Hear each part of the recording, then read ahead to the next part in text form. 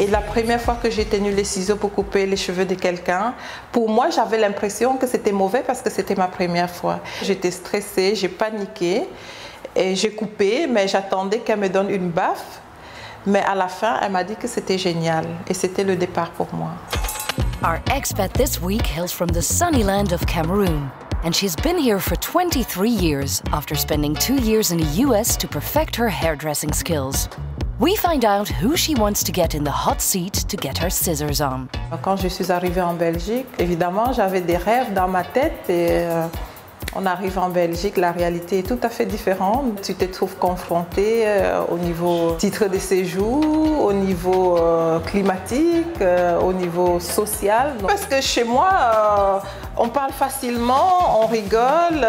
Et alors quand tu arrives dans un pays, j'ai compris après parce qu'il fait froid en Belgique, donc les gens ont l'air toujours très sérieux. Et pour moi, j'avais l'impression que tout le monde était fâché.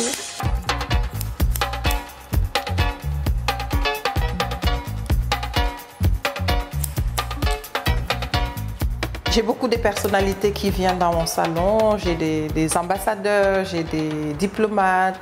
Ma première personnalité dans la clientèle européenne, c'était les frères Dardenne. Et je l'ai coupé les cheveux pendant 4 ans sans savoir qui il était, jusqu'au jour où ils ont eu le Palme au Festival de Cannes.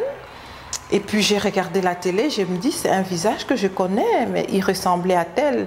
Et quand il est revenu au salon, j'ai dit mais c'est pas vous le frère Dardenne? Il m'a dit oui c'est moi. J'ai dit mais pourquoi vous ne m'avez pas dit? Il dit je suis moi. Donc on a rigolé et il est resté client chez moi. Ça c'était ma première personnalité belge à couper. Ça fait toujours plaisir de couper les cheveux d'une personnalité. C'est quand même... On sent qu'on est valable, on sent qu'on a fait quelque chose de bon dans son parcours, en fait. Les gens ont une idée de la coiffure africaine que c'est juste des tresses, des rajouts. C'est pas ce qui est réel, en fait. La coiffure afro peut se travailler aussi comme la coiffure européenne.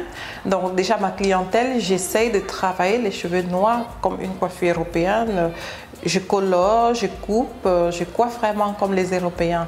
Donc je suis allée aux États-Unis pour faire cette démarcation-là. Moi, mon rêve, c'est d'être la coiffeuse de Madame Obama, par exemple, Beyoncé dans le monde des jeunes. Il y a beaucoup, et en Belgique aussi, même la reine, pourquoi pas.